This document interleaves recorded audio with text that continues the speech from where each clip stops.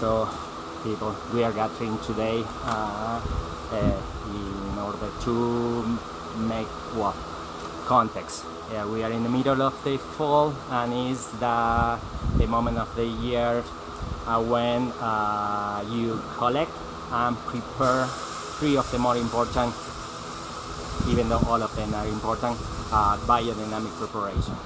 500, which is the form manure, 504, which is a stinging needle, and 505 that is made with oak bark. Yeah, that is what we are going to be showing to you today, and Andy and me are going to be performing in front of you. This preparation are made with a fresh material that we harvest from our orchard, yeah, and from the oak trees here in the river, and our cow's manure, and we are going to bury them and keep them underground during the whole winter, and buried in the spring. They are going to be totally decomposed, and we are going to use them to inoculate our compost pile and to spray over the field, as we has been doing yesterday and today with an amazing technology with a drone spraying the whole farm with all the preparation together. So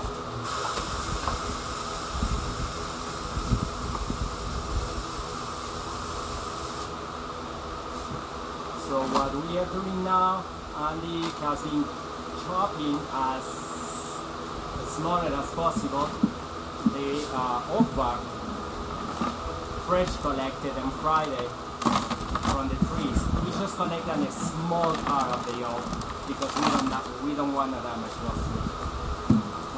But it needs to be fresh bark from an alive tree or an alive part of the tree.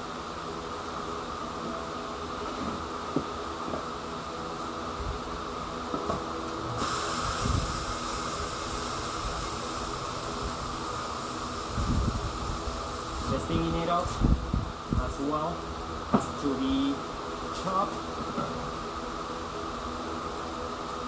very small, because as minimum is the size of this part. You have more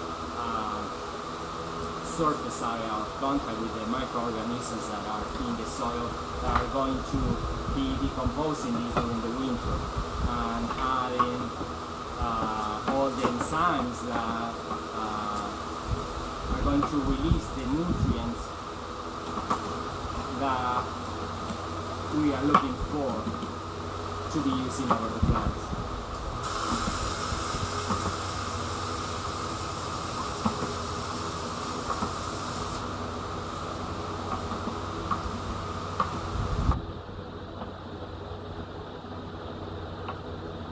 Just a little of context of what Andy's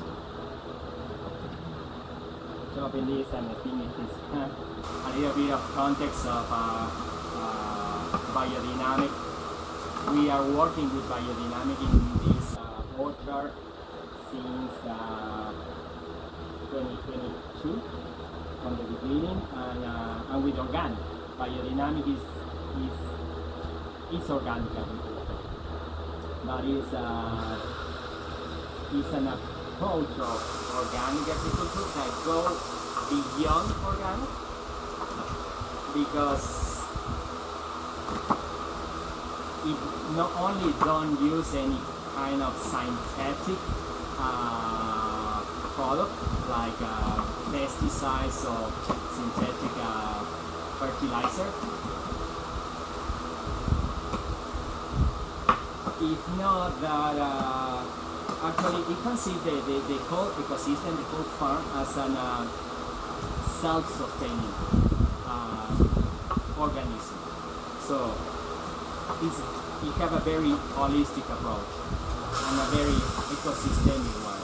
So it works with the microbiology in the soil and above the soil. So that is why it's all the time trying to support these microorganisms working with this preparation, feeding them and inoculating the environment with these microorganisms. And actually it works with astrology and with astronomy.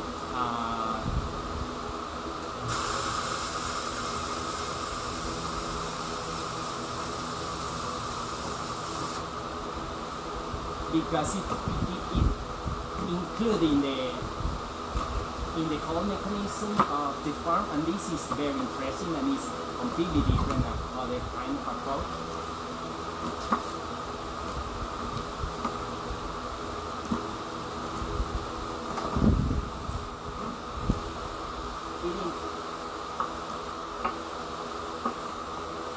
It includes the rhythm of the planets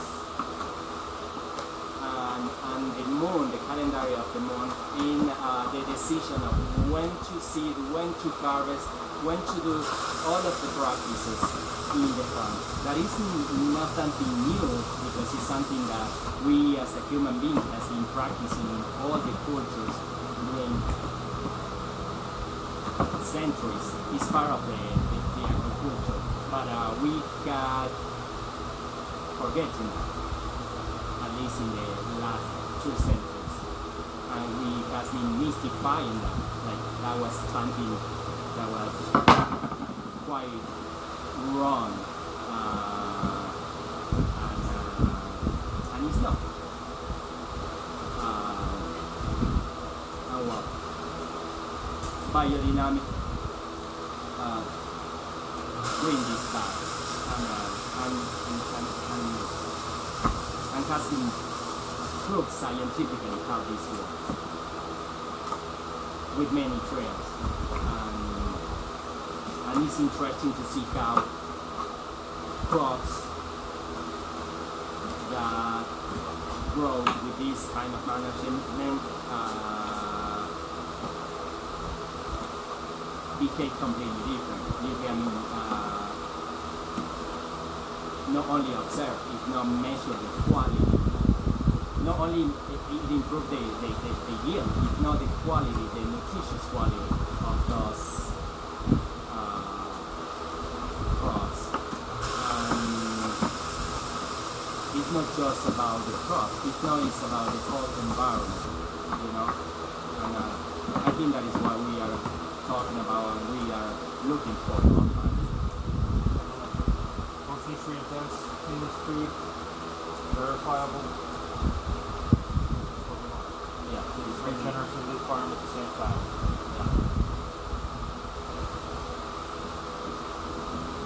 Because it's not only about a business, which is amazing, because any production should be sustainable, because there is no way that it's going to work. But it's about the environment, and it's about the community. You know, this return to the community. In many ways, and that is it. Pascal here is the farm that is in the middle of the community. As healthy is the food that we can produce. That is better. It's better for everyone. So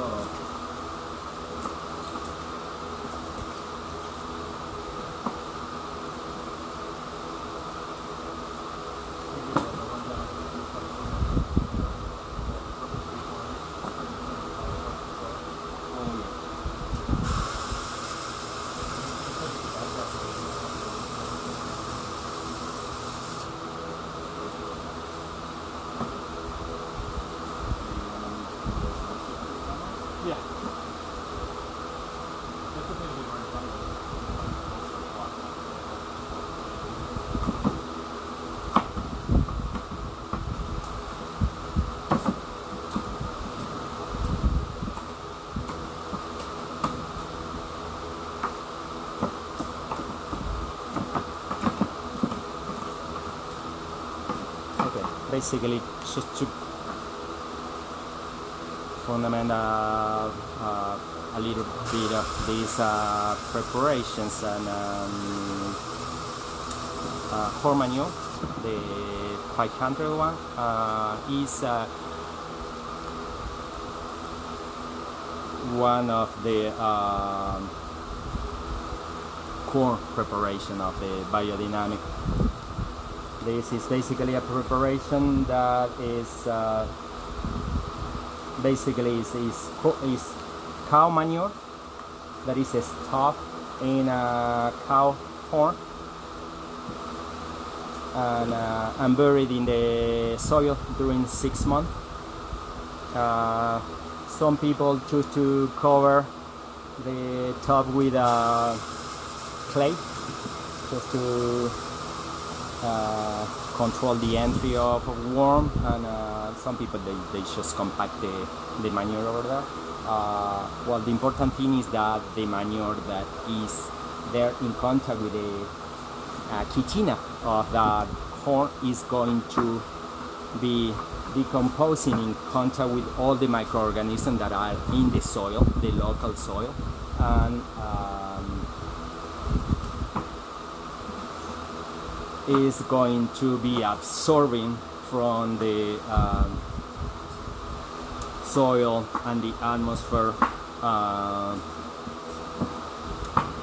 the energy, and what it returns to the soil when we spray the soil is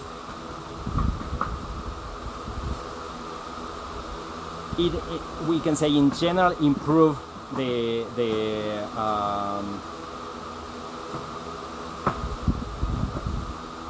nutritious value of the soil. So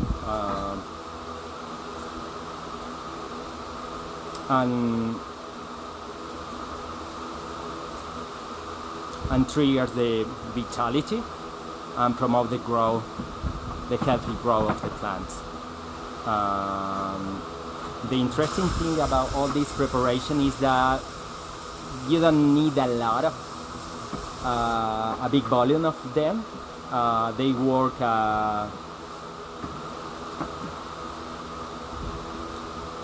we can say as an homeopathic remedy. Just minimum quantity of this in a big dilution produce extraordinary results over there in the field. We are just using tablespoon to spray in like 10 acres.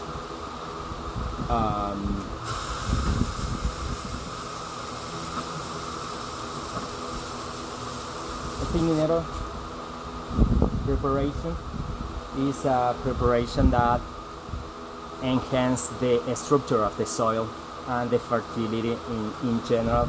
Nettle is one of the richest plants that we have in the world. This little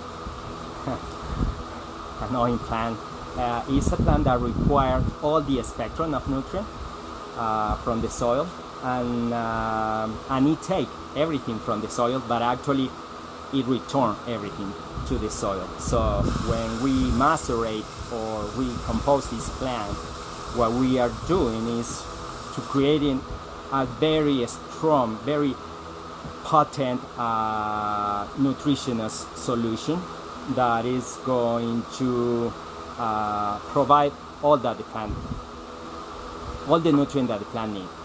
And actually, if we spray the plant with this, it's like it triggers the immune system of the plant. Basically, I have been using this for many years, and it's actually in agronomy, this is used as an indicator of soil quality. Yeah, Nettle is my favorite one. So as I said, is improved soil quality in general. It's going to promote a lot of humid formation in the compost and in the soil. Is going to help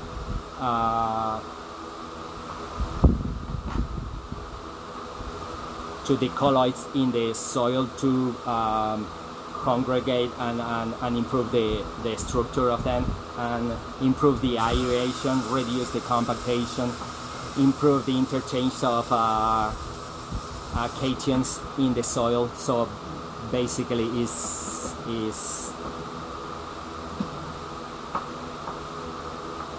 improving the capacity of the soil to provide nutrients to the plant, and therefore is improving the condition in the soil for the microorganisms. And because the microorganisms are who feed the plant, so is improving the condition of the whole ecosystem in the field. And the last preparation, the oak bark. The oak is stuffed inside of this in the cranial this smell in the cranial cavity of this skull, and while it's decomposing there, absorb calcium, and the tannins that mainly form the structure of the bark interact with that calcium and hold this calcium, and those tannins are very, very, very strong structure, and that once we add this in the compost, they are going to increase the capacity of the compost to hold calcium, and at the same time, once we add that compost to the soil and to the plant, that is going to increase the capacity of the soil to provide calcium to the plants and increase the content of calcium in the plant.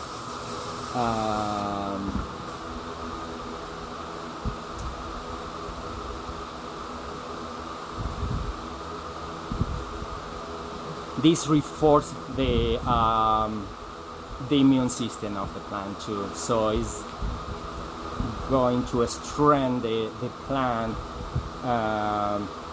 the capacity of the plant to respond to the aggression of the element, and to respond to the pathogen and the insects. And while doing that, that plant is synthesizing more components like anthocyans, like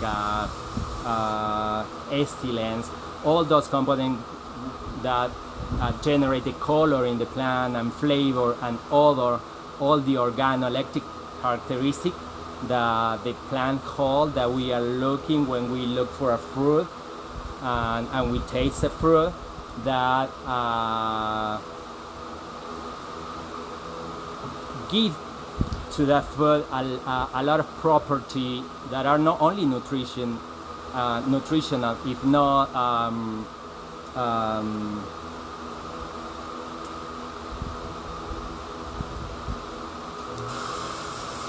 they have an impact in our metabolism, and in general, in improving the circulation in the body, improving the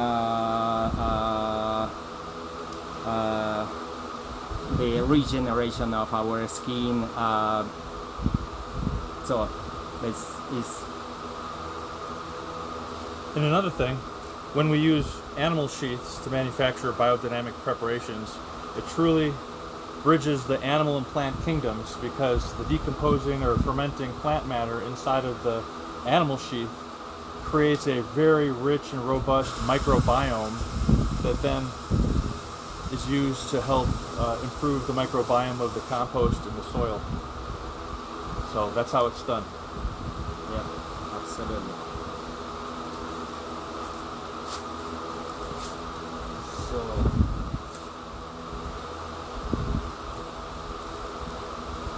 This one's almost full.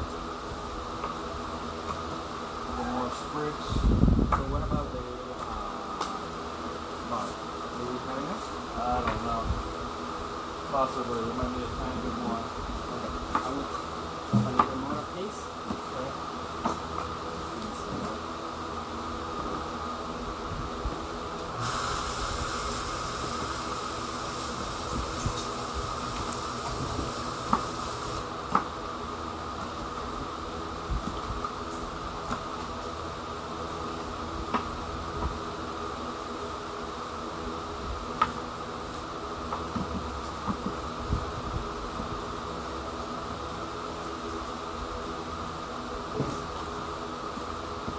And actually another thing that we are going to be doing before we bury this is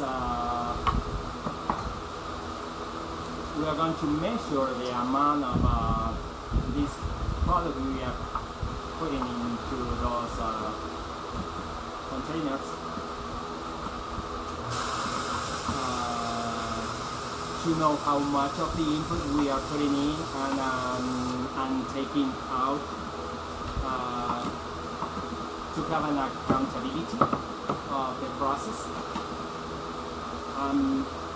Because we are certified organic, we have to have a control of these processes. But it's not only for that. We want to be serious in this, and so to deeply know what we are doing and to know it. With facts, how this works, how efficient is the system, how much we need, so in the future we can calculate how much of the certain input we are going to need to produce. It is a logic thing.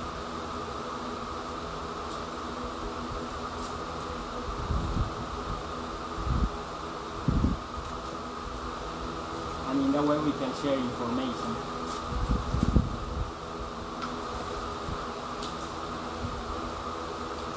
Only say a little bit of this or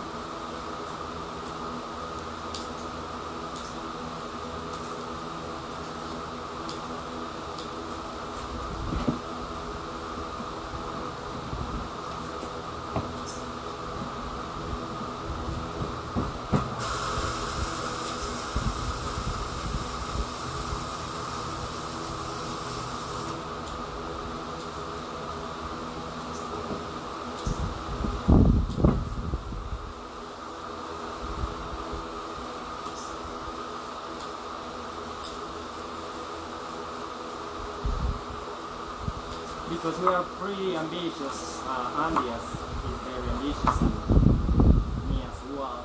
We are trying to produce as much as we can. Talking about diversity. One, because we are curious. The other is because we want to see what adapts better and is more profitable or more sustainable in the case. But actually because diversity goes hand by hand with sustainability. And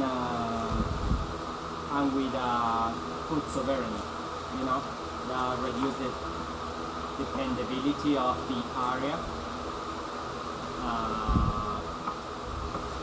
from foreign source of food.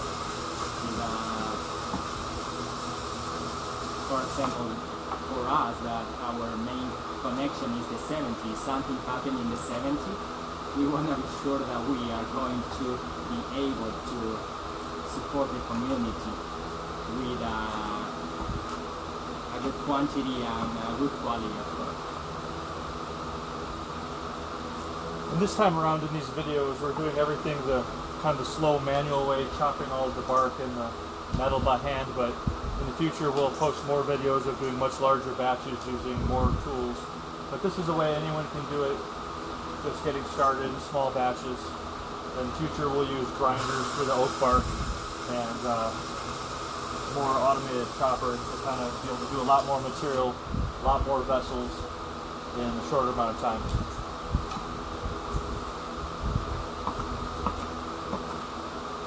Yeah, we do this today because it's Sunday. I mean, it's Sunday in the morning. We just enjoy to do this kind of thing. We love working every day. Yeah, we love working every day. That's good.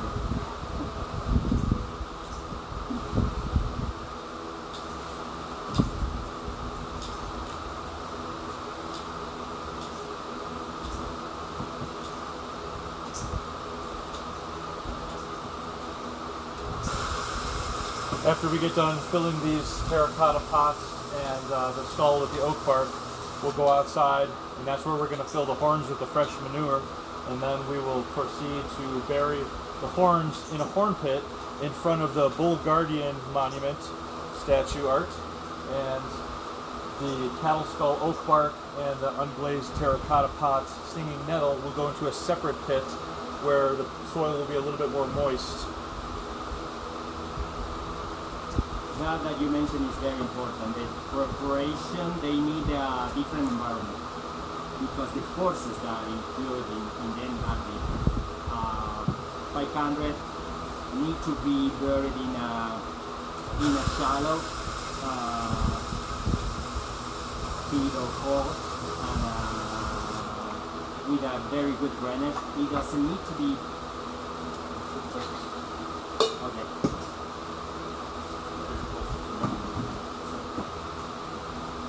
You need a little more of aeration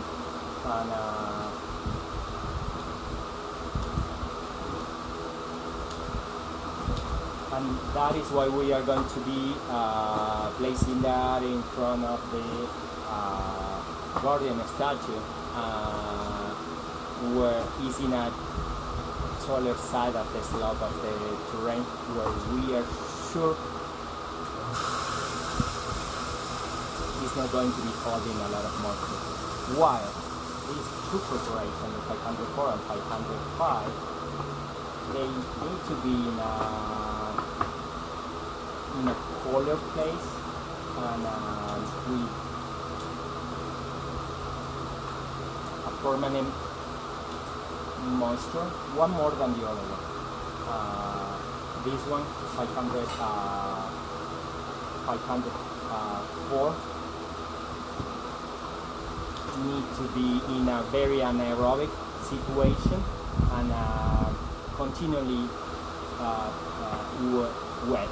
That is why we are going to put this at the very bottom of the pit, and over that we are going to replace this terracotta pot and surround this one with moss pit that is going to provide an insulation and keep that moist but not too much, too humid.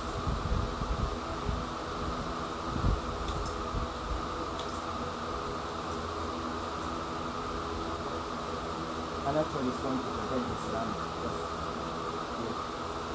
Take what? The ceramic. It will be interesting to cook later and cook it later.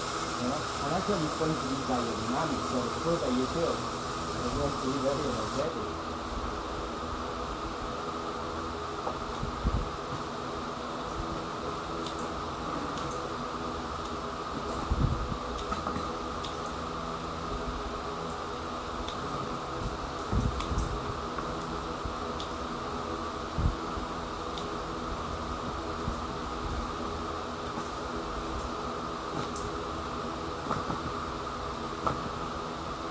So we have been using this biodynamic preparation since 2022, but this is the first year that we are going to have a big batch of this preparation, and we are pretty excited for that.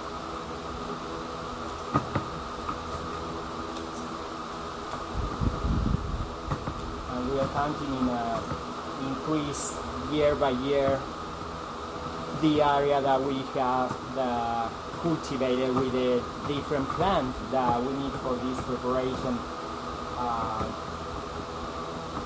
Name it yarrow, chamomile, stinging needle, valerian,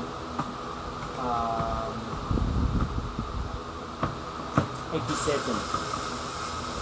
Well, we harvest a lot of equisetum on Friday too.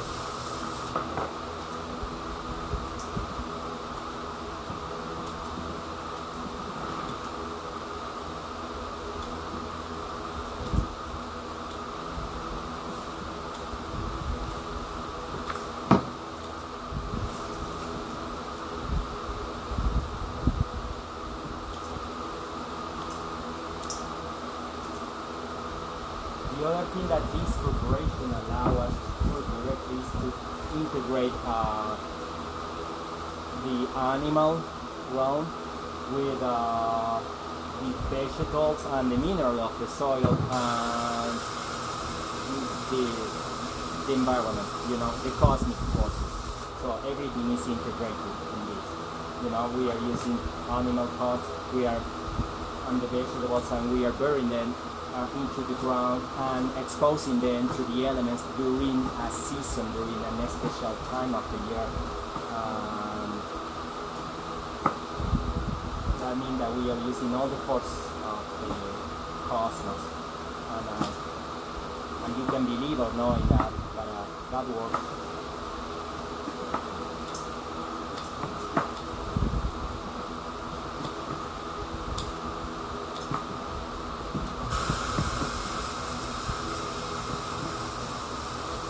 About dogmatism is something that has been proven in physics and biology.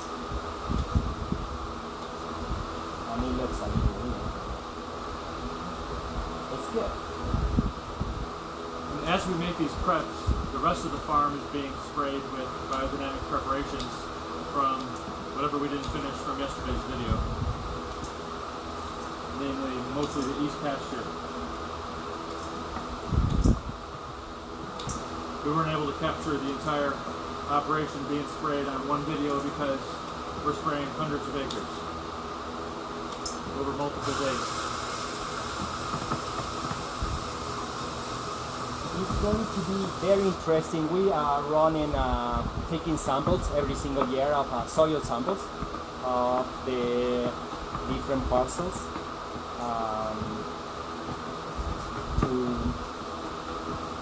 to have objective information that we can analyze, and it's going to be interesting to see the impact of this application in the soil biology.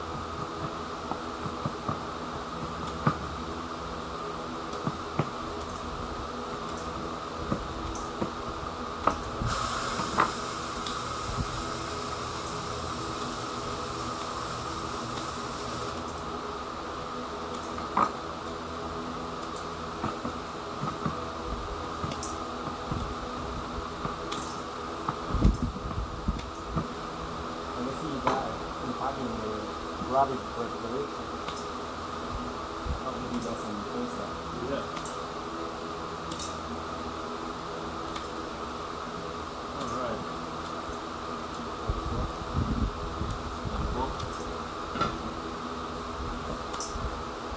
We have a lot of things, so we can use all.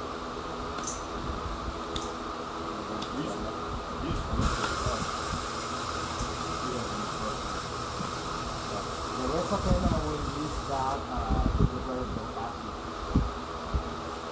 So, leave it left. It's So we not only do this preparation, now we regularly we work with compost, different kind of compost. We work with hot compost, that is the active compost that we are regularly turning on to aerate and keep aerobically fermenting. We are working with a cold compost, that is the static pile, that work more with a bacterial fermentation like the pickle, because we work in an aerobic condition. It takes a longer time to decompose, and you have to finish that with aerobic decomposition, a short one, in order to put that in the soil. And actually we are working with worm composting. That is the compost that basically is made by the worm. We are using the California worm. And we are working with the bokashi, that is an acidic fermentation, and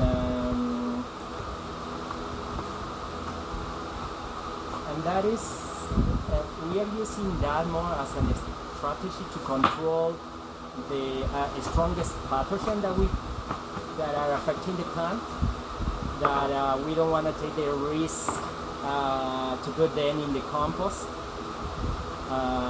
Because if you don't reach the right temperature during the right period, you are not going to be able to control them, to kill those pathogens. But in the bokashi preparation, you kill them.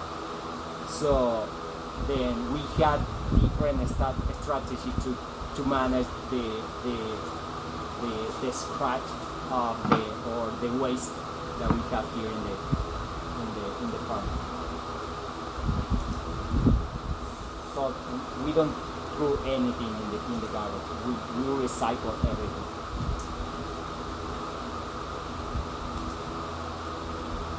So in that way, we don't have external inputs.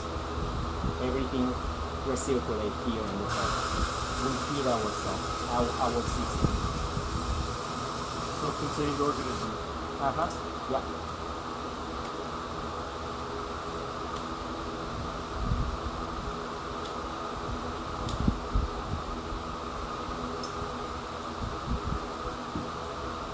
And with a good plan of rotation and association of crop, and keeping the soil continually covered with cover crops or with crops,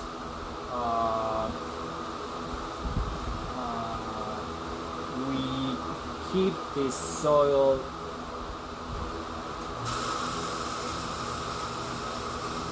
protected and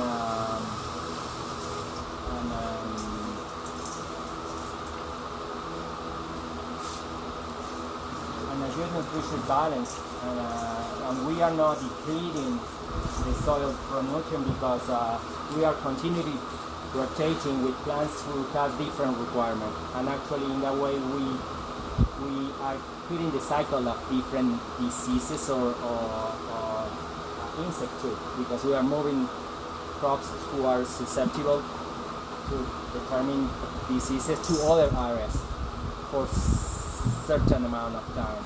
So in that way we can keep our system clean in an equilibrium.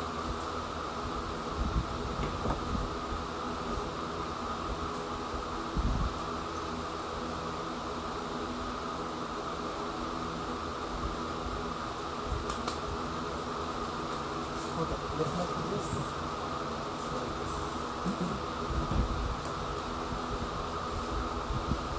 The dust is going to go through there. What? The dust is going to go through there. There's some pretty fine odor. Yeah. Maybe put this on cutting board. There you go.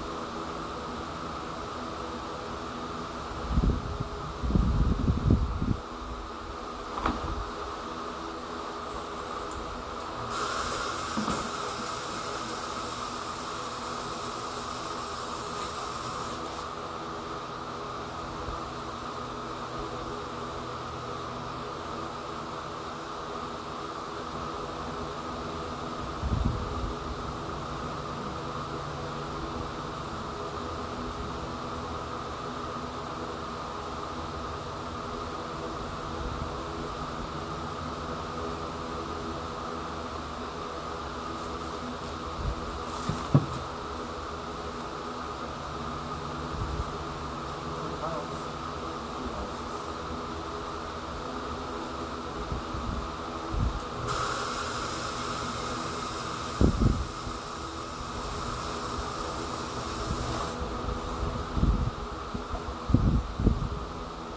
am assuming that both are the same.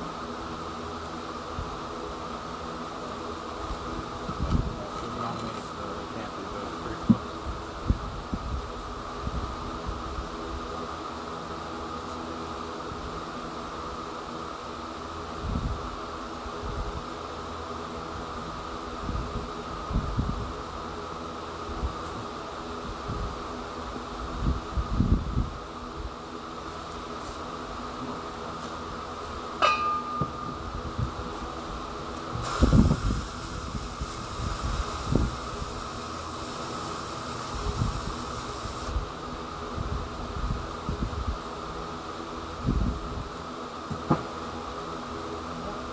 Almost the same.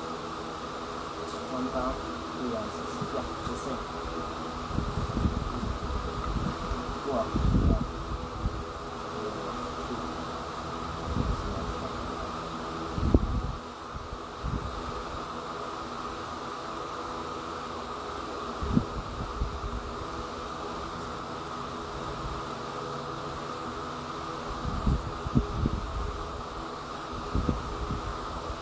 So we've got 3 pounds, 6 ounces.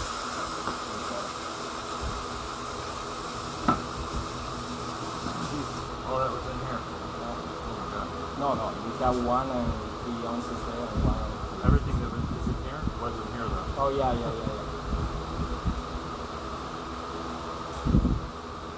is really packed down. There's so much in here.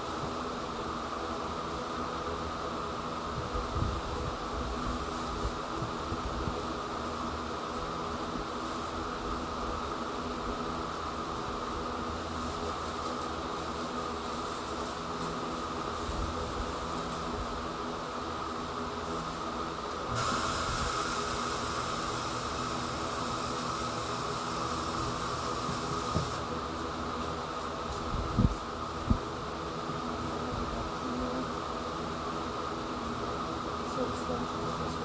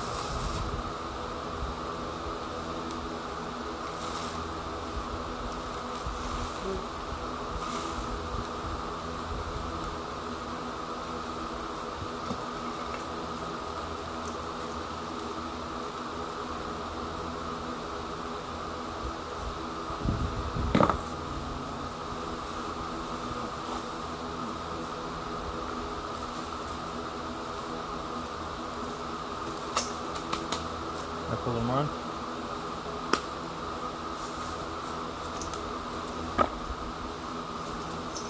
Let's put a few more.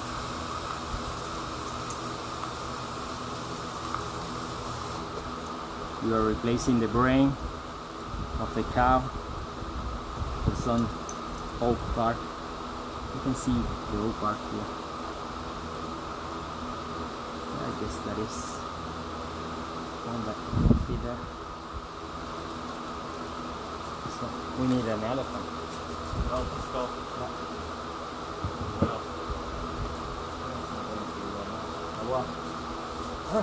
It doesn't look that much, but as we said before, we use then is an homeopathic dosage, so it's just a little bit that you use, then you dissolve in a big volume of water and you can spray it in many acres. They are very, very potent. And actually these other preparations you don't use directly in the field. If not, that you use them to inoculate the compost pile. Yeah, you make a hole in the compost pile and you introduce them in the compost pile, and then they activate the microbiological activity in certain way in the compost pile, and then you use that compost in a dilution to spray in the field. That is the most common practice. Or you can use the preparation as we are doing now, which is something much concentrate. But usually you use the compost.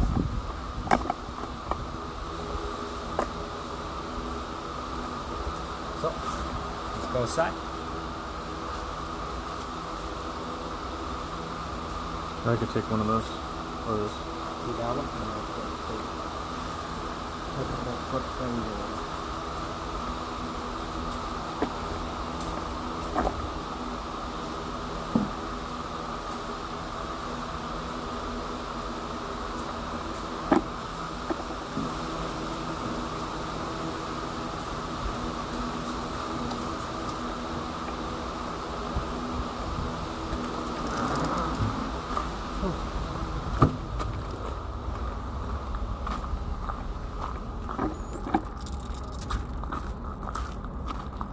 Okay. So here is where. It's not for Randy, it's for the preparation. But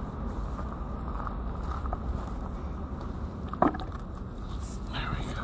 this is a little deeper. That is the reason why we made this as deep it is. And another of the reason is that we have a cover here and clean the cover and capture all the runoff water that comes from the field. So it's going to work. It's a win-win. So then I will add a little of soil just to level.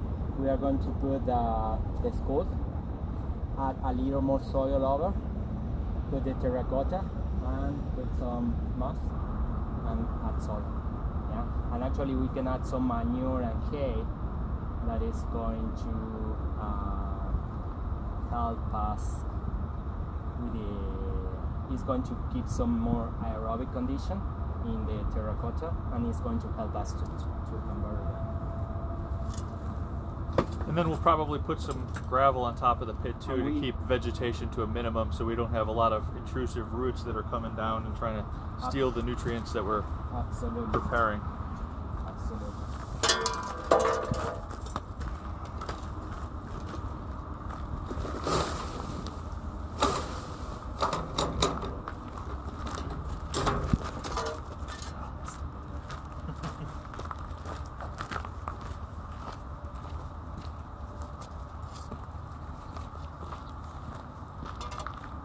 The culvert right there.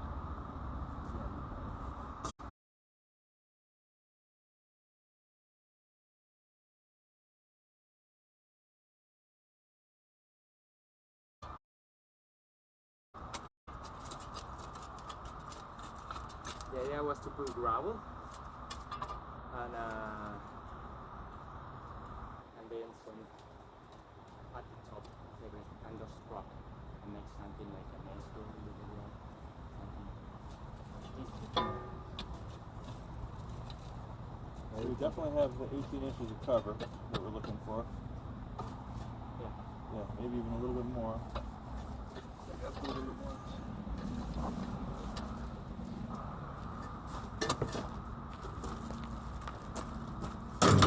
You want to add some more soil there? Yeah, I'm trying to obtain about 18 inches of cover, so we got the skull in there. Looks like we got a couple feet. So you want to put the skull Maybe just a tiny bit higher. higher? So no.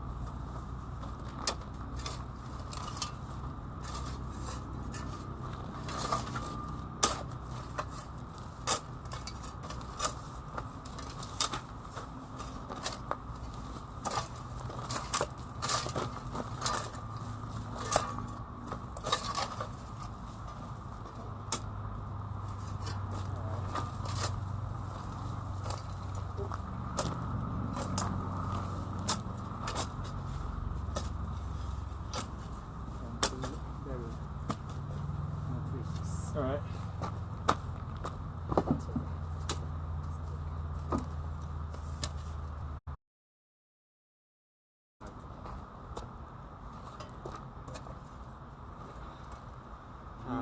Do you want to these look into the south, east, west, or north? North? We want to plug behind with a little stone, maybe, to try to keep the stuff in. Okay. So those are the ones that I bring from the river. So there are some litos there. All right. Yeah.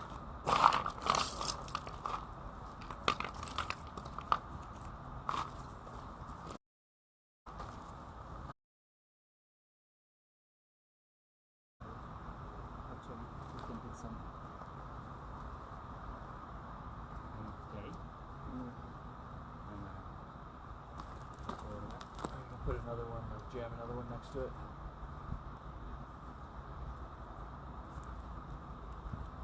And then you want to put that opening kind of face down so it doesn't fill up the water. like, in a way. Like almost.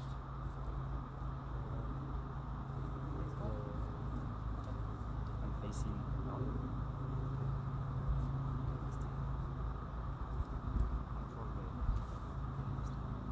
A little bit of a turn. Same trajectory as the direction exactly. Facing the house. No, we're facing the same way this wall is parallel with the wall. Yeah, exactly. Okay. Let's forward.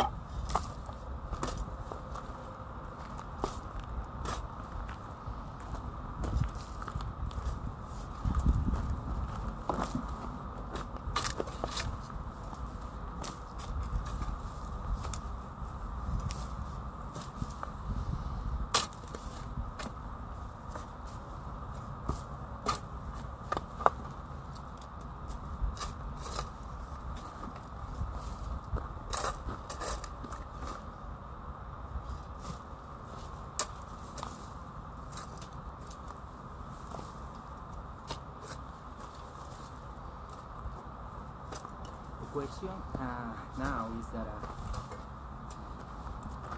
yeah, I don't want to put anything else there, Andy, because it's the cover, so we need to keep that section clean. So we are going to have to put the terracotta. And we're going to leave the hole?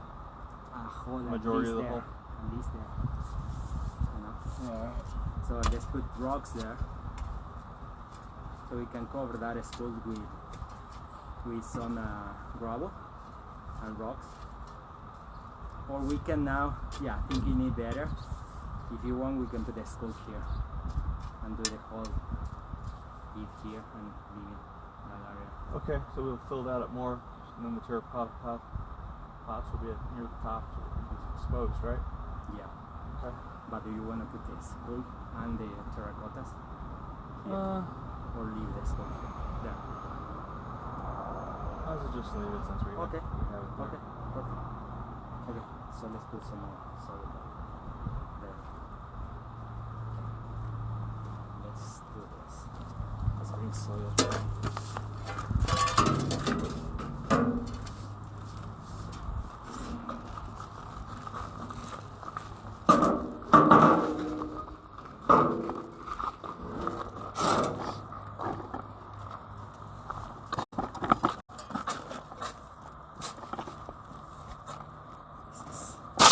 Pure clay.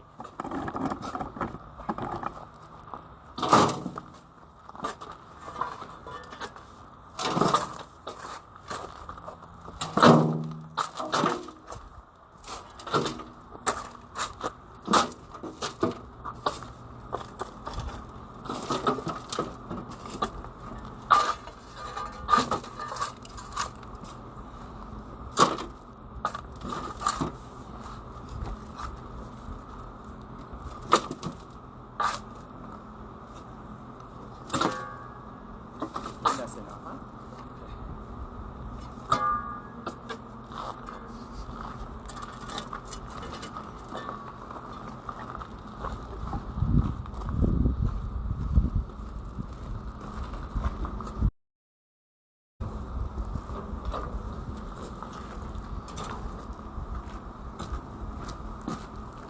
I think we need a little more. One more? Okay. Another? Yeah, I think Another so. wheelbarrow?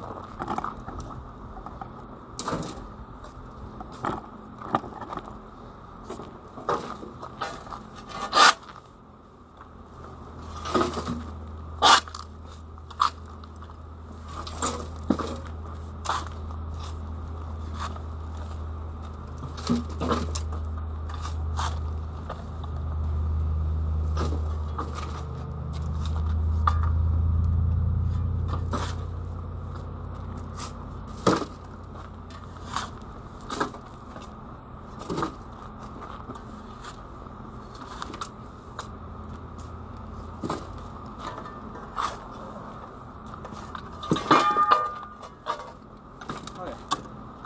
What about that?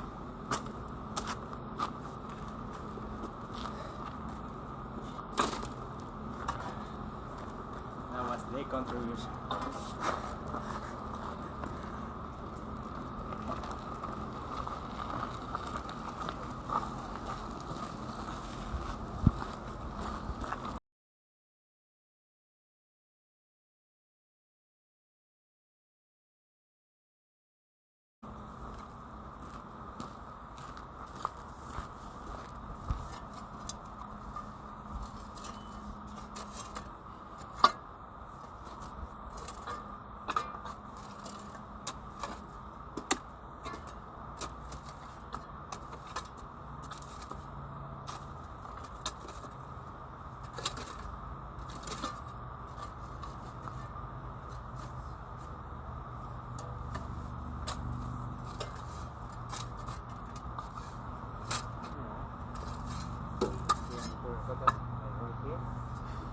The lid needs to be exposed though. So the hole needs to be pretty shallow. You need to be exposed. Yeah. The lid is supposed to be exposed. You need to be completely covered.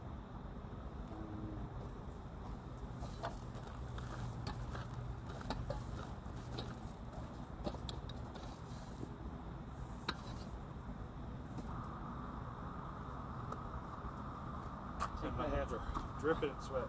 Yeah. Check that out. But in if is that is the case, we don't need to fit this to the top, and actually in that way we keep the drainage running because we are going to cover this with rocks and not with soil. Let's double check.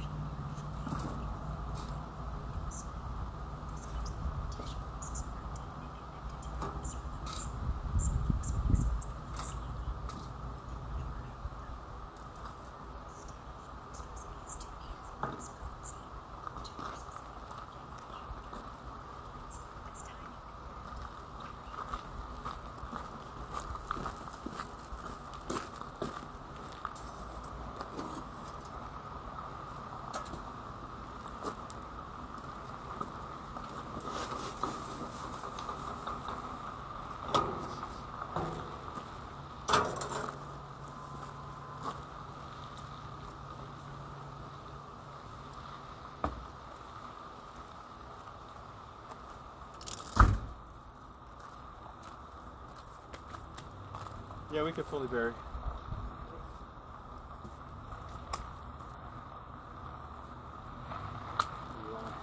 Yeah, we can just do it, sir.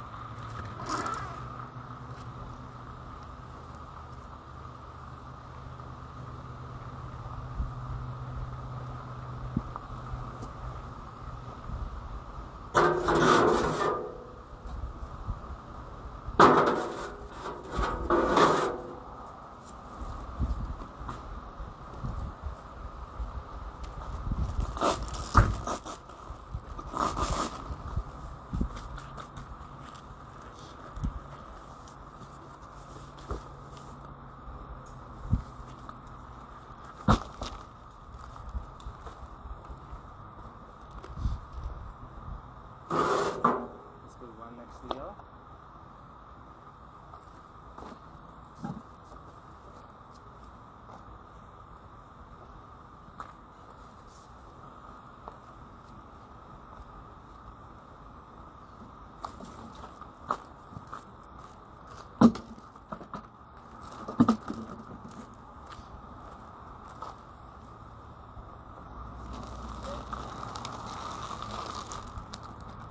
You wanna go in?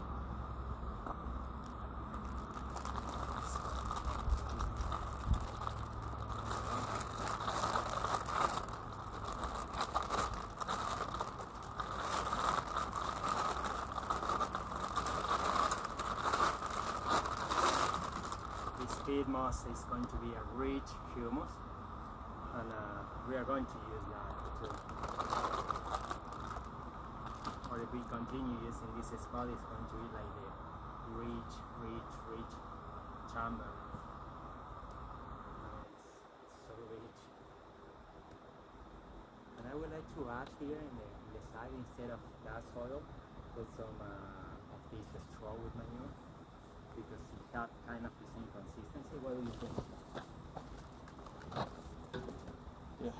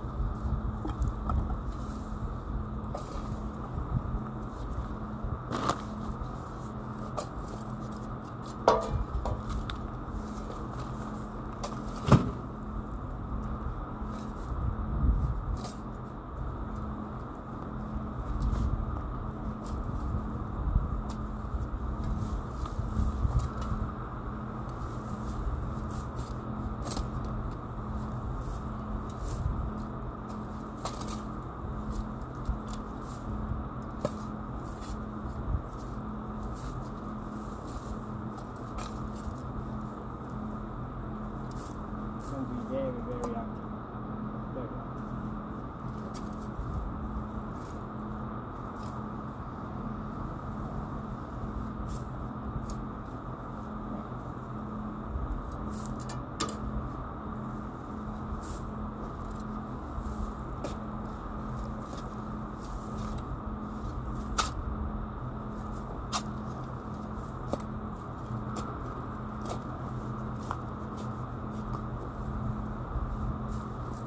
After we gently bury it too, you could come in with the With the skid skid steer and push the rest of this in.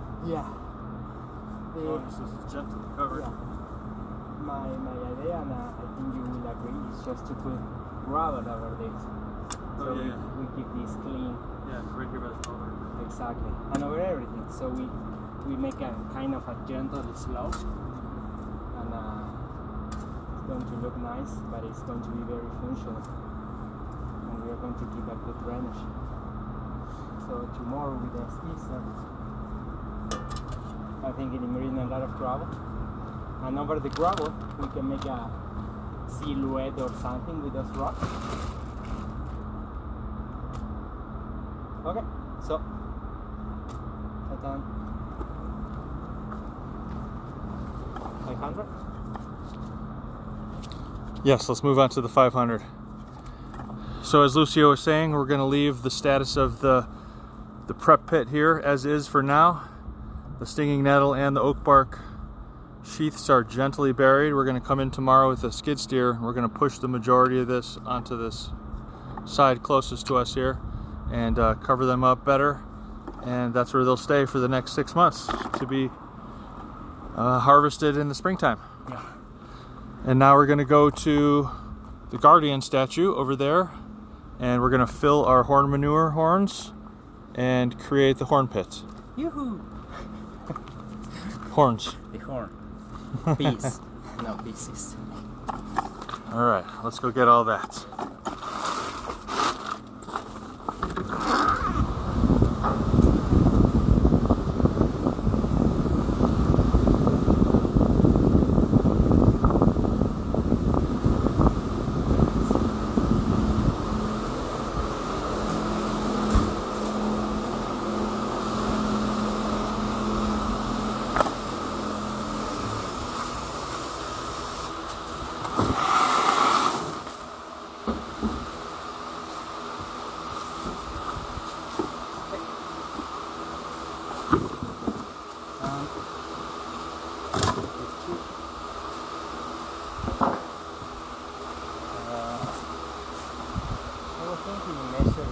Of manure that we put to it's going to be gross. Well, we can measure the once we take it out.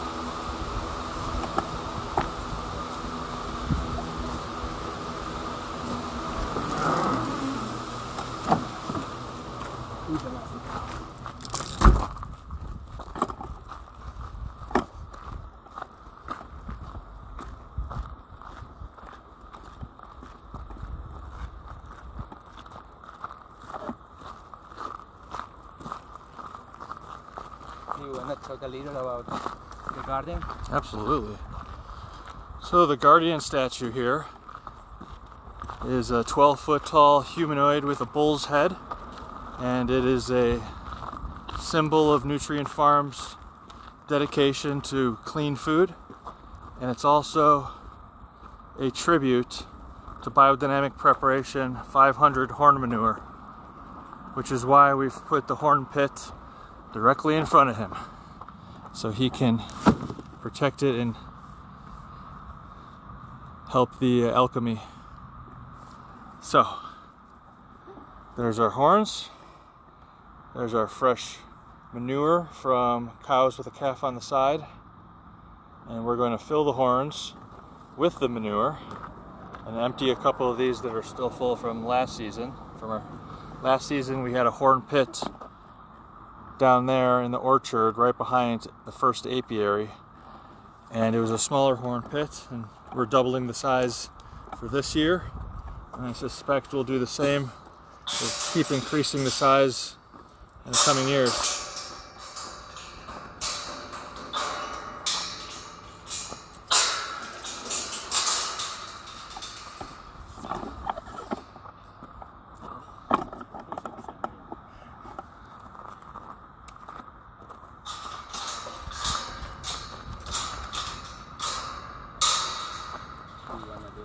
You know that? Yeah. Okay. This is hay.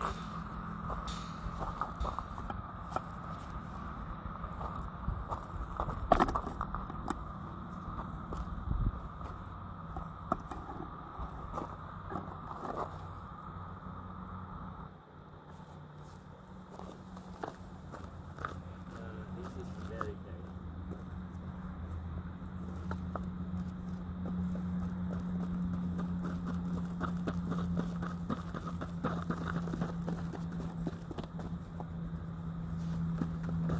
Because we got a couple sticks in there too.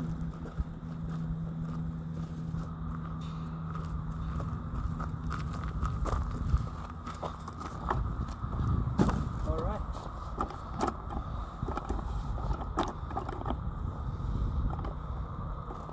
It's important to clarify that this is no bullshit. It's cow manure. And this basically is we're stuffing with all the biology, all the microorganisms that were in the stomach, in the gut of the cow. This was a cow that was in lactancy, and we basically put all this rich material inside of the pump. And we stuff it like a nice spoon.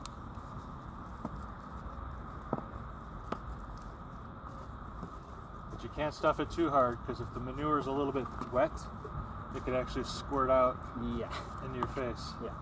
The kind of thing that tips that you learn through the practice. But actually, you have to be tough. You have to pull off all the air. You should be in an anaerobic condition.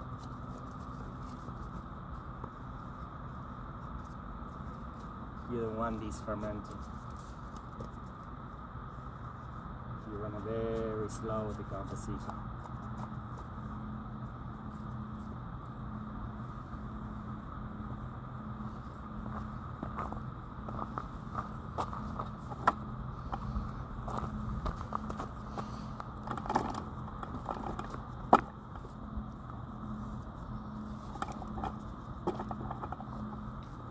And you know there is a test here that you have to usually do to know if this is effectively a lactant cow manure and not a horse or other thing.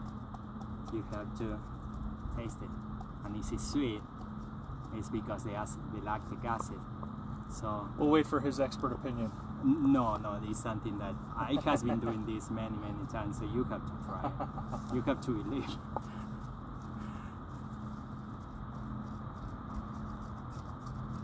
I'm gonna file that one under bullshit. I'm gonna face my horn towards you as I pack it. Very nice. This guy very accent, a bigger accent.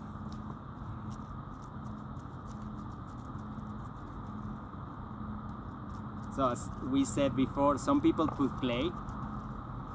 We are not going to do that. We are just going to compact very well the exit. We already talked with the worm and asked them to don't go in. They've generously agreed.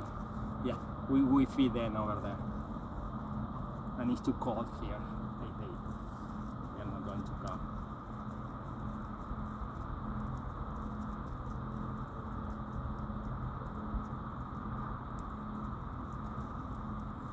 A little dry on top. Some people find this disgusting, but once you know, just made a habit, this is quite entertaining.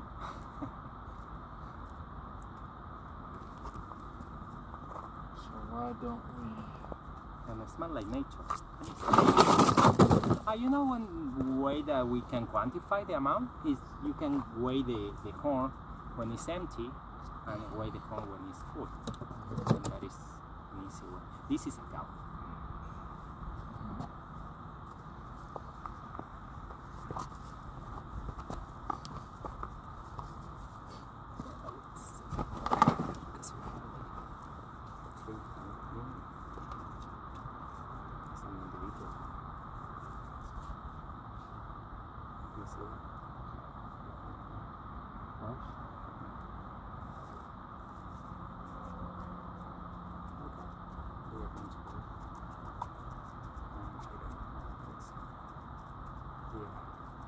The fly one.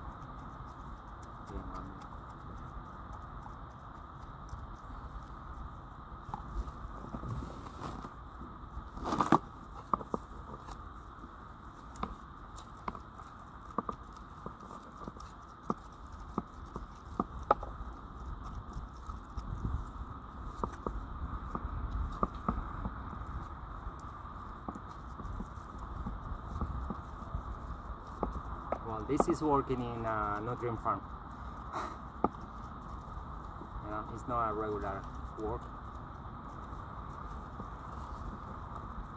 You have to be open-minded and be in contact with nature, with the elements.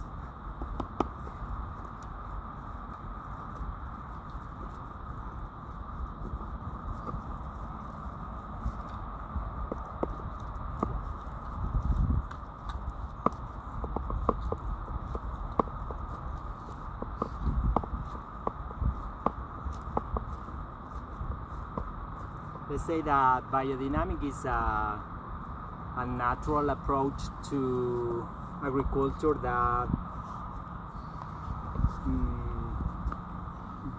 is a more a philosophical, anthropological point of view that surged in 1920 when Rudolf Steiner did I don't know how to qualify him because he was a physicist, philosopher, anthropologist.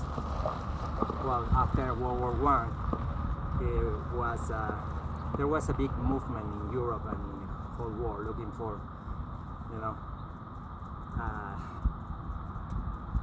looking for alternative to change the direction that the world was going into.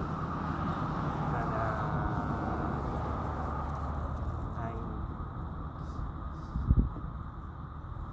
he was talking and thinking that we have to change our approach in the way that we produce food and we treat nature. And he just rescued very old practices that people were doing during millennia, you know. And it's interesting because, as we said before, this is something that, with different elements, people has been doing around the world, like using the moon calendar to take decisions like pruning, seeding, harvesting.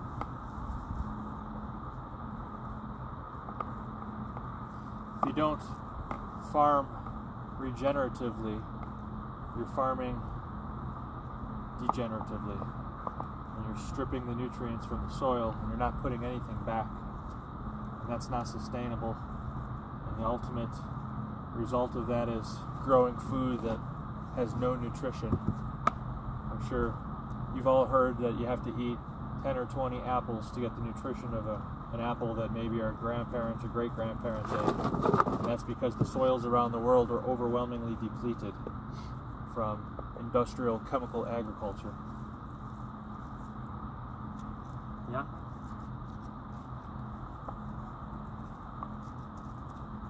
Just thinking that conventional agriculture is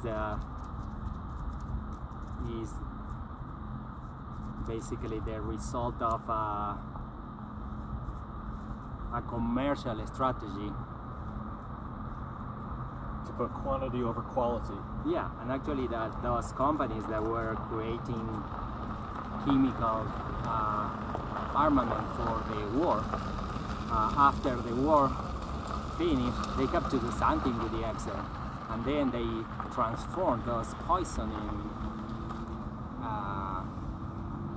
fertilizers for the industry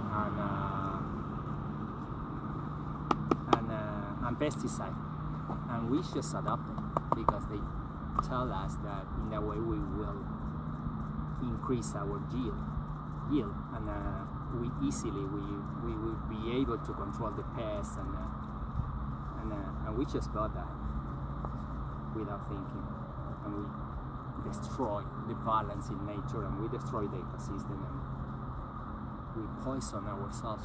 It's interesting how society puts poisons on food so insects don't eat it, and then we eat it. Yeah, exactly, no? Yeah. We poison ourselves.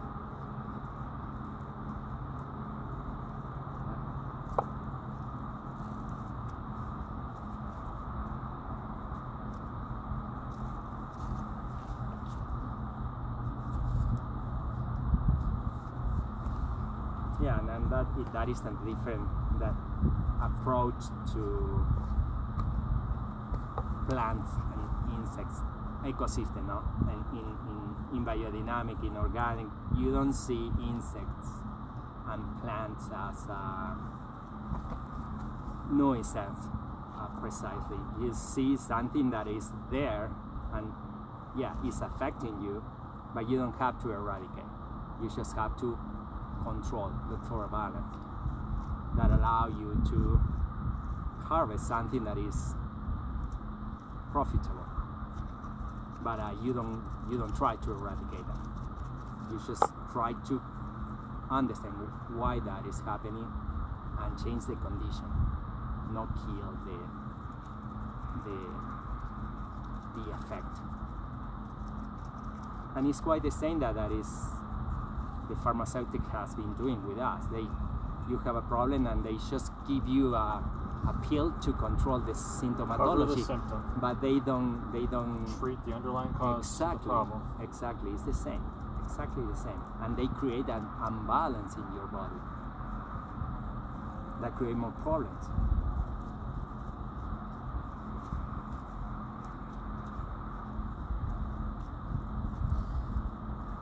These horns, this animal sheath, protects the manure composting into the 500 horn manure biodynamic preparation.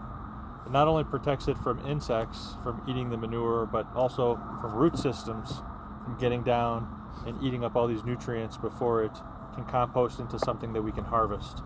In addition, the animal sheath also protects from erosion, from too much water washing away these nutrients.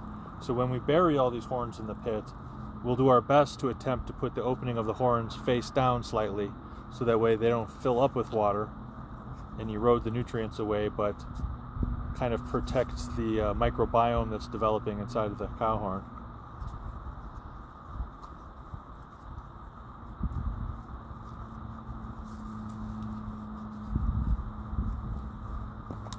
We'll need to get a container too to empty all this into, unless we want to just dump it into the box. Or in the bag. Or in the bag. Wow, look at the size of that.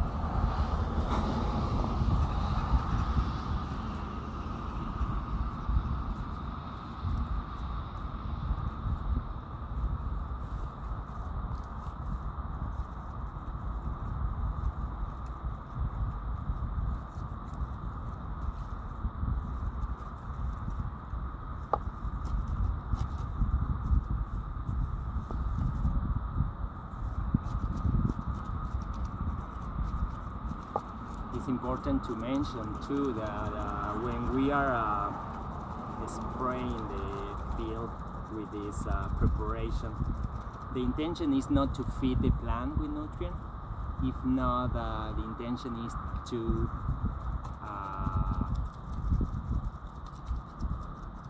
feed the soil, we can say, or feed the microorganisms that are in the soil, and is to reinforce the structure of the soil, create better condition in the soil for those microorganisms, and they are the ones who are going to feed the plant. That is why that approach is very important, to understand that are the microorganisms in the soil who feed the plant. In that way, we realize that the soil is an alive organism. So it's not just dirt that we can put a fertilizer in the determined quantity, and in that way the plant is going just to take what it needs, and we can just go and harvest. We don't use any fertilizers here. Yeah. Just compost. Yeah, we work with the microorganisms in the soil so they can feed the plant. That's why it's an ecosystemic approach. In that way we keep a healthy ecosystem. And that go beyond, every time that we apply this, go beyond of that farm. It's a treatment in the environment.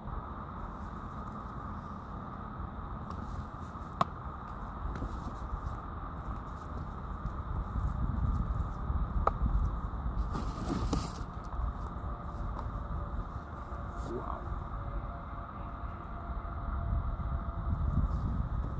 That's a very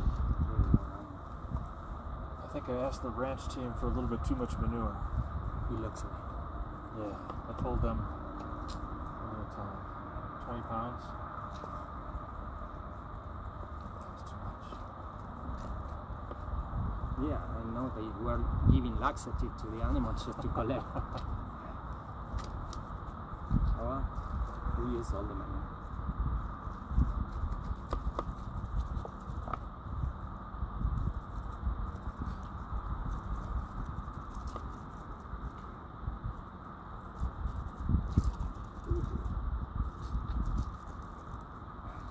And these horns can be reused for years after this process.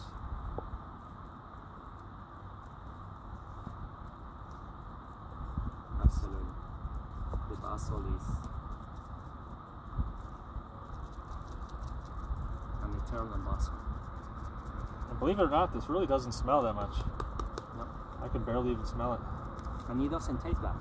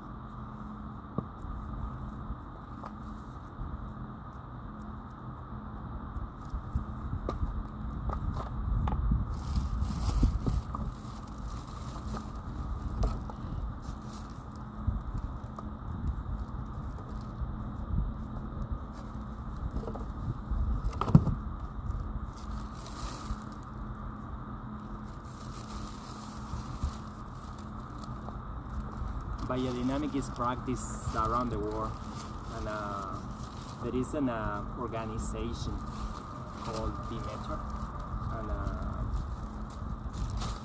they promote the practice,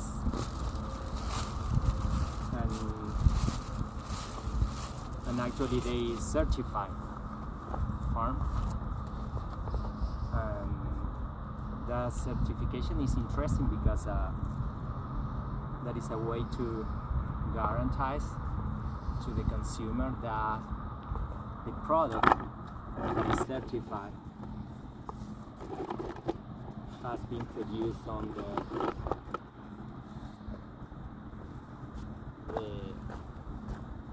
the regulation of, using this method that are natural.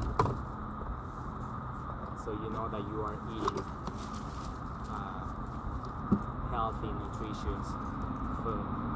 that is environmentally friendly, socially friendly.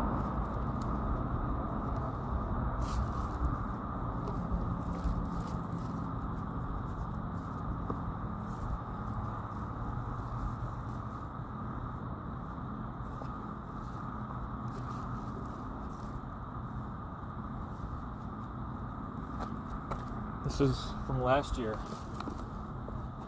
You can see that the fresh manure transforms into this amazing compound here. It's the best fertilizer on the planet.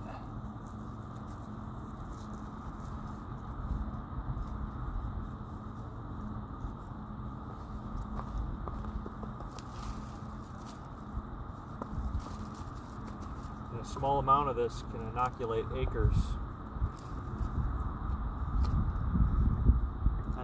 Very interesting thing that we can see there is that the amount of mycelium that is present there. So mycelium is the body of the fungus, and that special kind of fungus is a mycorrhiza. It's the kind of fungus that establishes symbiosis with the plant and allow the plant to expand more than 100% the area of exploration of the root system. That means that that plant will be able to capture 100% more nutrients and water than if that plant didn't have that relation with that fungus. Actually, that fungus create a little more acidic condition in the soil, which is very important in this area where we are because the soil is a little too alkaline, and because we are working with annual crops, but we have an 11-acre fruit tree orchard, so those are perennial crops, and that kind of crop require more acidic condition. So this kind of situation, this kind of products are very, very beneficial for our soil environment.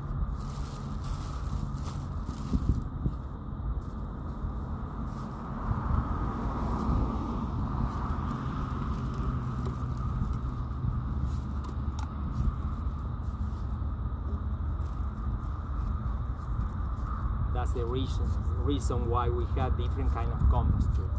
Bokashi, that is more acidic. Static pile, that is more acidic. And this.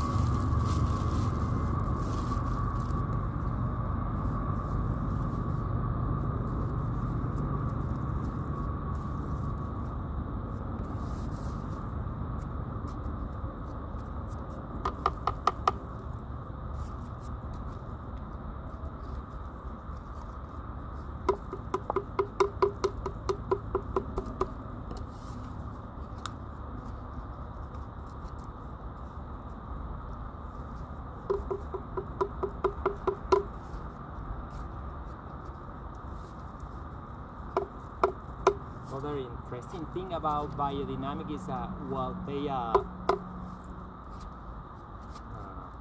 in agriculture we always work with a calendar, an interaction in between the plants, but biodynamic they work with a calendar that is attached to the rhythm of the planet.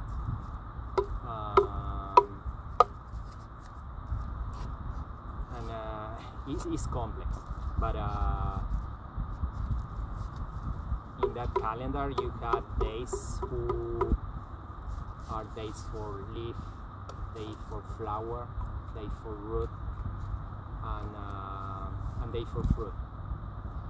So that means that are special days to seed plants that you are going to be harvesting the leaf, for example, which are spinach, lettuces, cabbage. There are other days that you are going to be harvesting or seeding plants who are that you are going to be harvesting the flower, like cauliflower and broccoli and others. Others that you are going to be harvesting the fruit, tomato, pepper, you mentioned, and days that you are going to be seeding plants, which main product that you harvest is the root, like carrot, radishes, beets, etc. And it's interesting to see the influence of those days and in that practice. I mean, seeding the plants in those days can, I mean, in difference of 1 or 2 days can make a difference of a harvest. Like you can harvest 1 week earlier, and the yield can be a different 20% of the yield. Is crazy.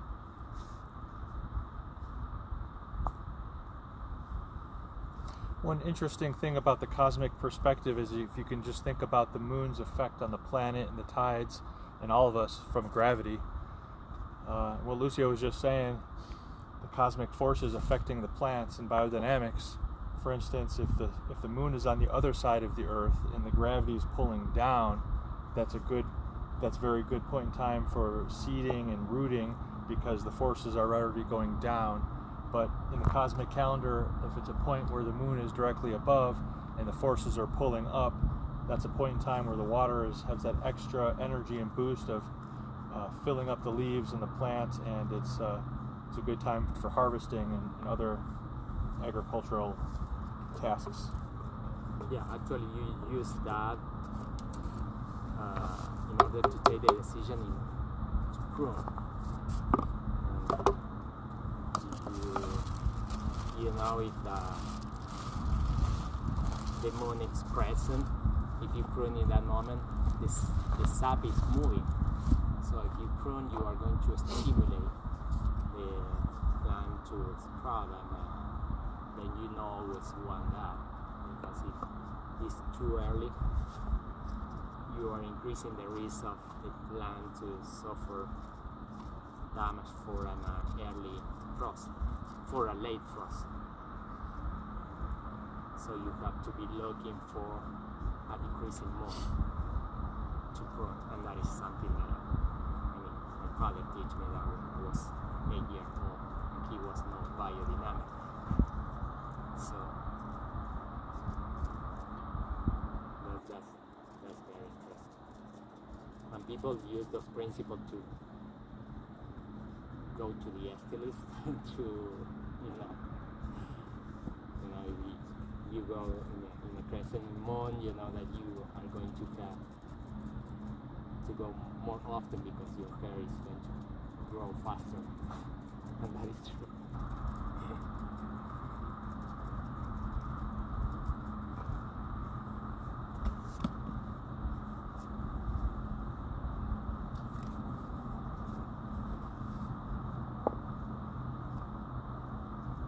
those forces are there, are here, I mean.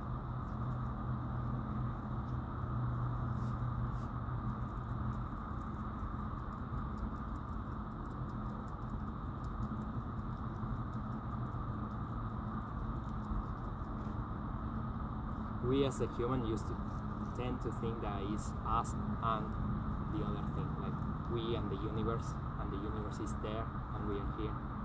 Completely separate, not Like not we are not related. part of the universe, and in the same way we see that the earth is the earth and the universe, and it's this place and that place, and everything is interrelated. So all the forces are interacting all the time.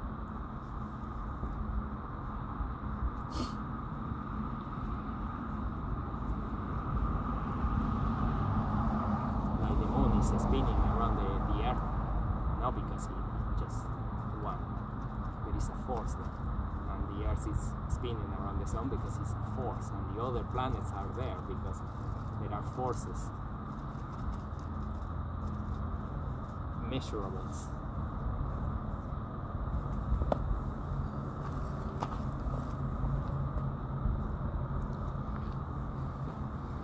Alright, we're about an hour 45 into the video. We have at least another 30-45 minutes so we can finish up these horns. We're going to bury them, create our horn pit, and then that'll be the conclusion of the video for today.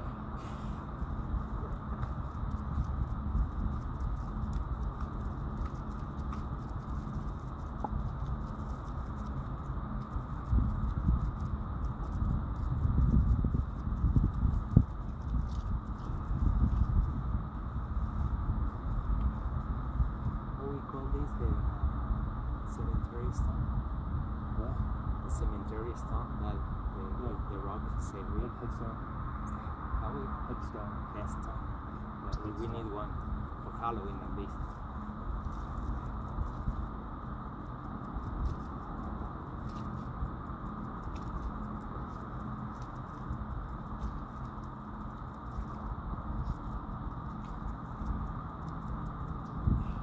Nice and packed in there.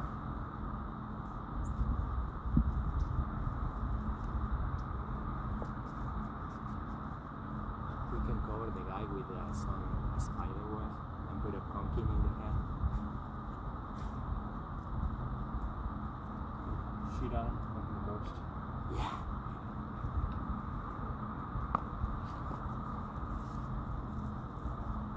Alright, half a dozen more here. We're almost done.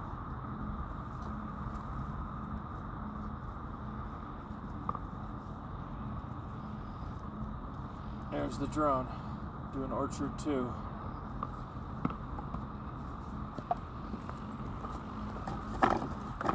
can see right over there. Still spraying the biodynamic preps. Finishing the west pasture here this morning. And then by this afternoon we'll be doing the east pasture in its entirety.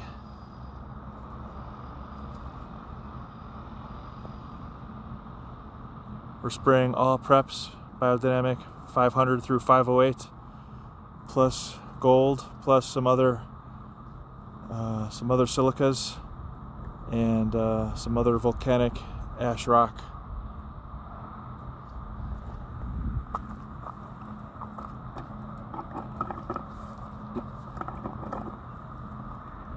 That's another of the preparation that we are going to be doing, and we can.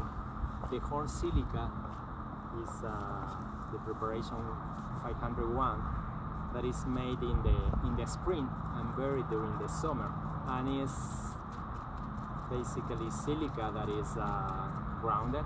Ground up quartz. Yeah, and is stuffing cow horn. So what we can do is once we unbury these guys and empty them, we can put the silica in the same one and put in the same pit and move from season to season. And that is your sharing the process now. And actually this is interesting for them because you keep the corn always full. Kind of like crop rotation. A crop rotation. It's a horn rotation.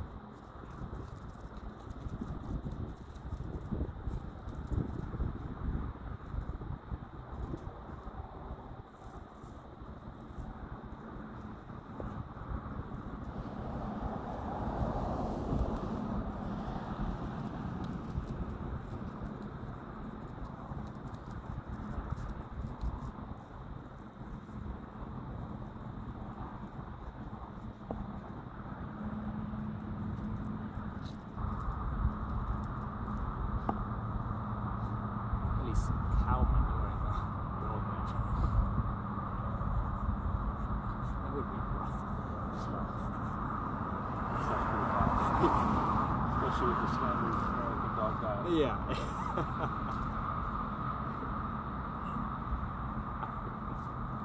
won't do that. Right, almost done.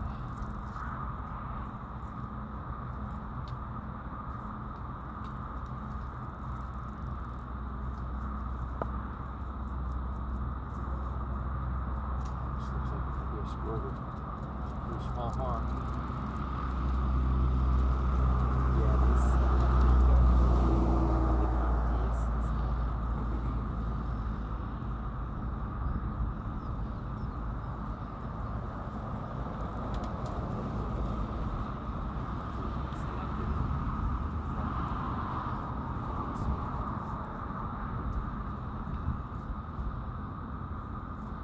okay, I will leave that for you. I will keep the power and will show the scope.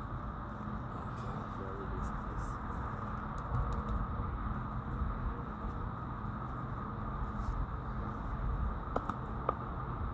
Do you want anything else?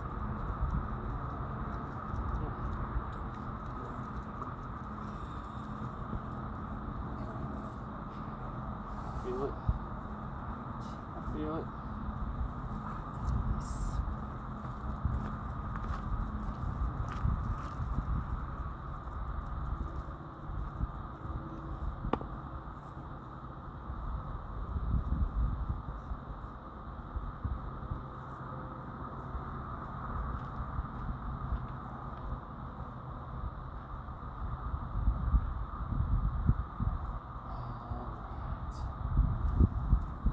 Okay, that's the last one.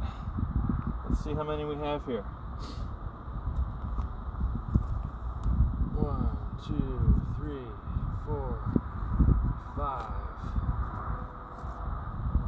6, 7, 8, 9, 10.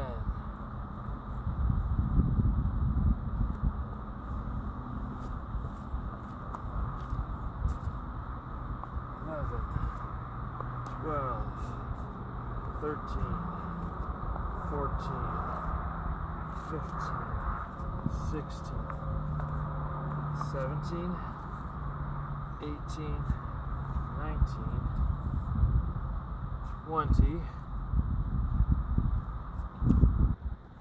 21, 22, 23, 24, 25, 26, 27.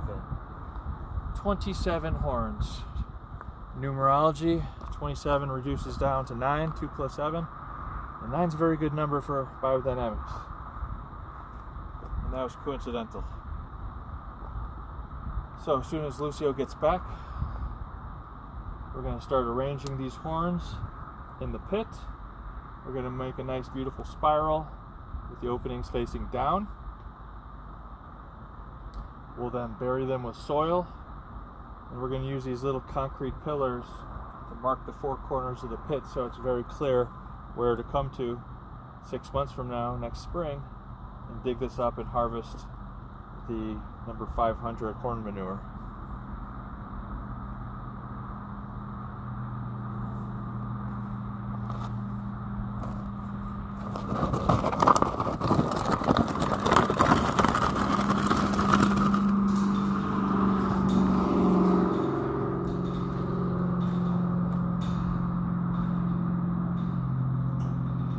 That's what we're using to delimit the corners of the corn pit.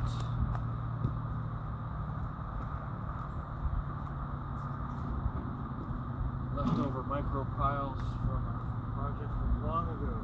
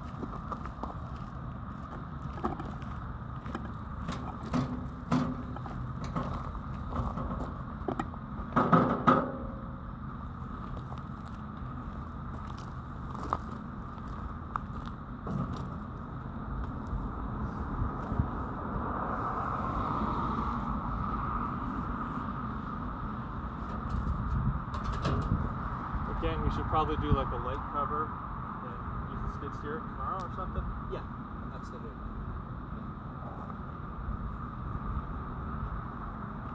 Guess I'm not used to chopping veggies.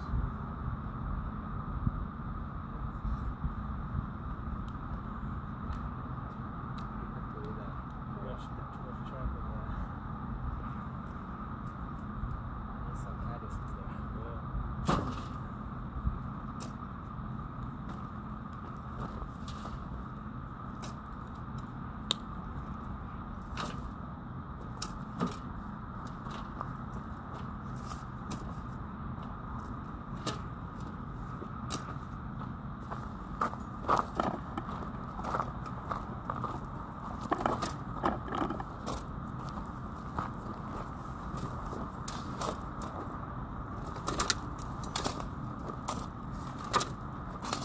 Really different soil. Yeah, stuff's so much easier to work with. Yeah, these have a lot of sun. That is pure clay. This is like 50% sun. Okay, I think that is a little water.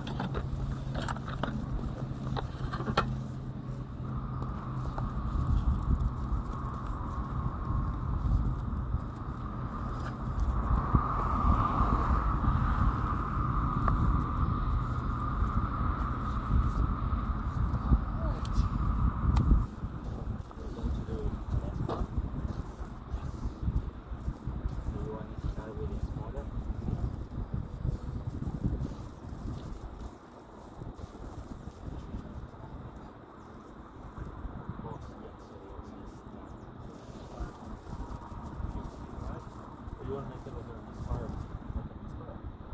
They only have 27. I will ask. I think select by the size and we can Spiralize.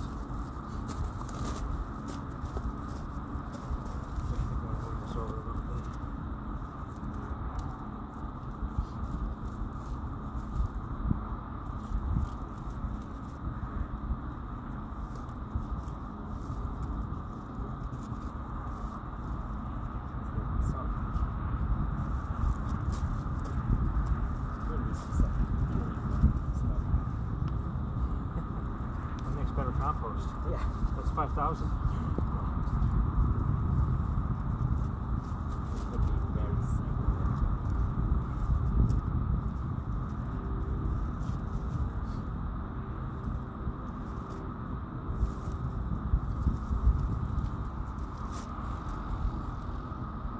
Or we could do concentric size instead of a spiral. Spiral's kind of weird.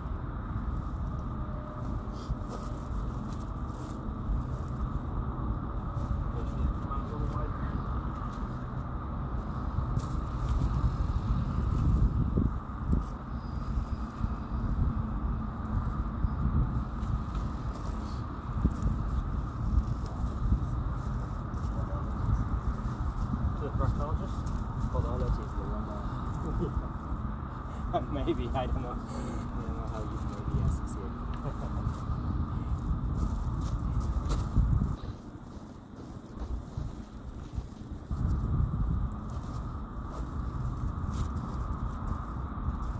It's going to look great because it looks like a sun or a supernova.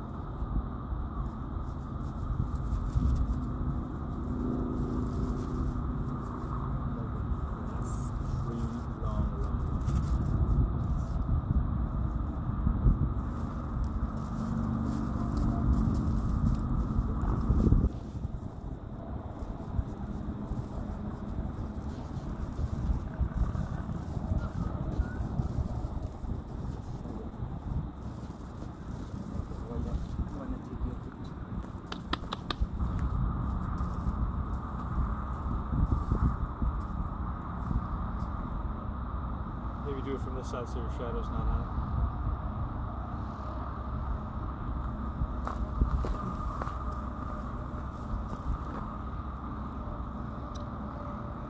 Okay. With the hands and that, like you are building. It's nice. So good. So, Tickling you.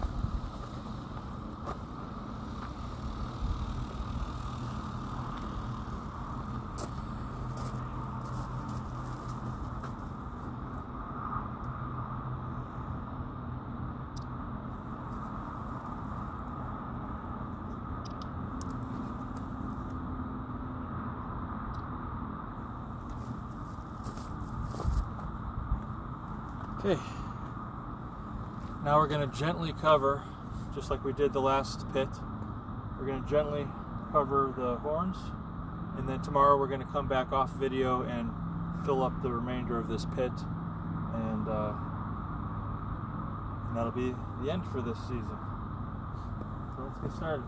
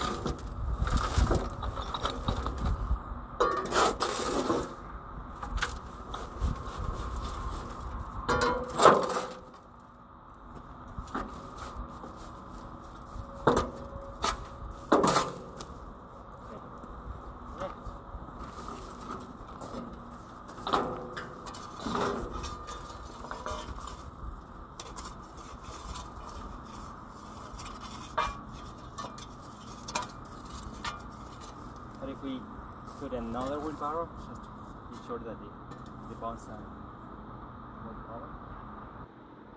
Yeah.